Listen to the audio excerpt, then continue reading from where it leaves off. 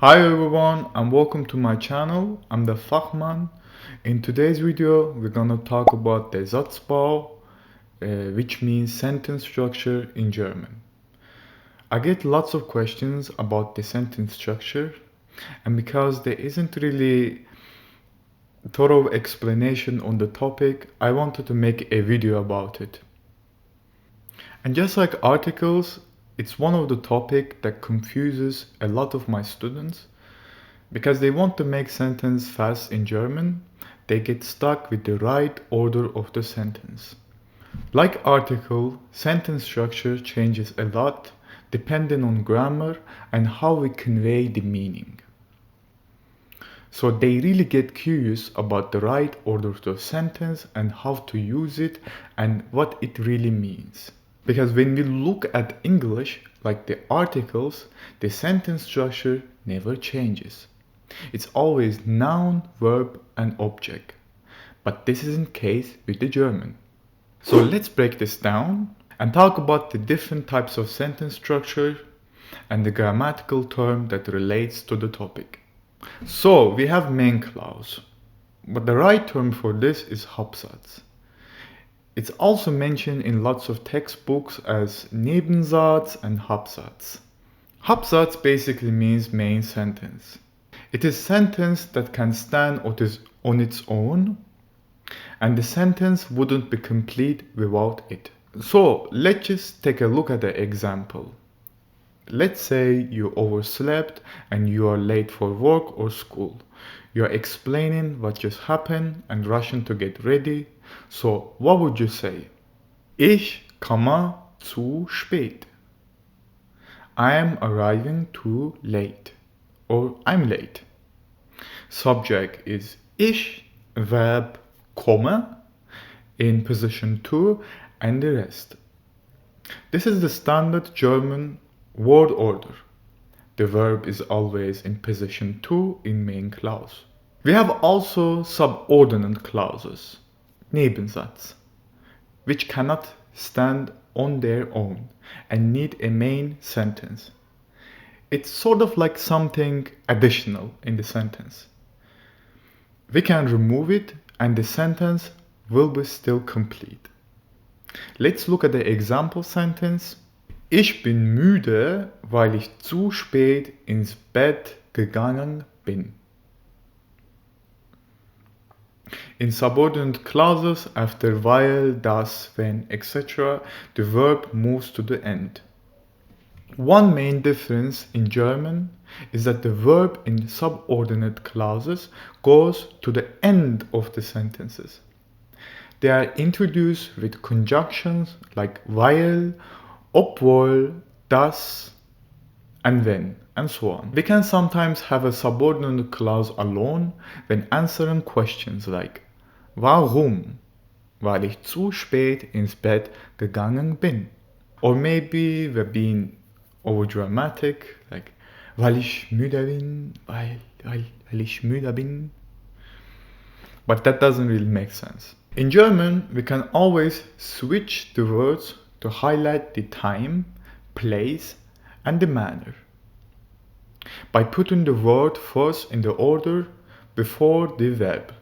For example, heute kam ich zu spät. Time, word first, then verb, then subject. When something other than the subject starts the sentence, the verb stays in the position 2 and subject moves after it. In this sentence, we put the emphasis on heute, today. So we are basically saying, I always arrive on time, but today I arrive late.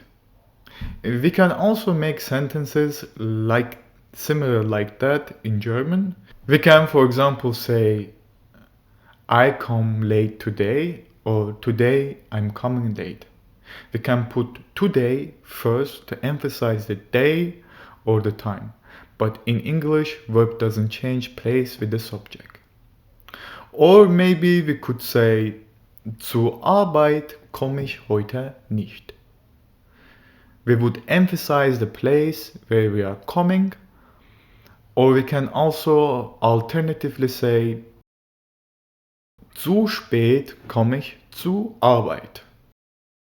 It doesn't really matter, we can always switch the words to emphasize what we want to say in German. When multiple adverbs follow the verb, they follow this order. First, time, wann, manner, wie, place, wo. For example, time, manner, place. Ich komme heute gerne hierher. After verb, time, heute, manner, gerne, place, hierher. We also have something called Satzklammer. It's basically a sentence bracket that forms in the middle of sentence when we use modal verbs together with another verb. And also in the present perfect. So basically when we have any modal verbs like kann, muss, will, darf and so on, or present perfect, the sentence will look like this. Ich möchte heute Abend mit dir ins Kino gehen. I would like to go to the cinema with you tonight. So bracket. Möchte gerne. Explanation. The modal verb möchte stands in the position 2. The second verb gehen moves to the end of the sentence. And everything between them is inside the sentence bracket. Let's just look at one more example with the perfect. Sie hat gestern in der Bibliothek ein interessantes Buch gelesen. She read an interesting book in the library yesterday. So the bracket that closes the sentence is hat gelesen. The auxiliary verb hat stands in the position 2 and opens the bracket. Past particle gelesen closes the bracket at the end of the sentence.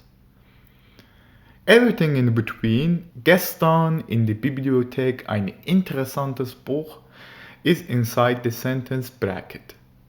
And that's why we call it sentence bracket, because as we saw, it just formulates, it makes this bracket. Now there are a few rules that we need to follow when we use separable verbs in the sentence, which means trennbare Verben in German. Well, we have just learned what a main clause is, what a subordinate clause is, and what a bracket sentence is. Now our knowledge will be useful in guessing the right order of the sentence with the separable verbs. So the general rule is, when we have a main clause, we separate the verb. Let's just look at the example. Let's think of a scenario. Let's say you are signing up for a new course and starting a new hobby. So we would say, ich melde mich für den Kurs an. So melde, position 2, the position 2, and end, so an, and it ends with an. It is a main sentence, and that's why we separate the verb from the prefix. But normally, when we learn the separable verbs from dictionary, we learn them written together with their prefix, like sich anmelden. But when we have a subordinate clause, Nebensatz, we don't separate the prefix. So it would look like this.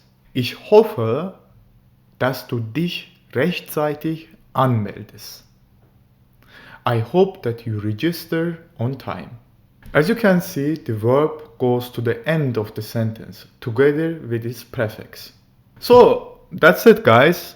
I haven't gone much over the details like the types of subordinate clauses. I'm thinking of making videos about types of subordinate clauses and more details on the sentence structure. But this was an overview of the sentence structure and how it changes in one video. So you wouldn't get confused when you see a variation happens in a sentence and just panic. Because the sentence structure always changes in German, it's really hard to wrap in one short video. and learn it by heart with a grammar like subject, verb, object.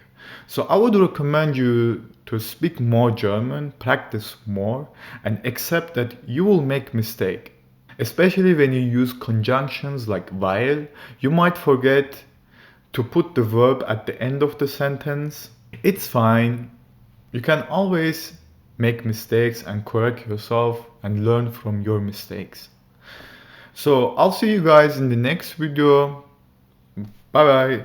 Also ciao.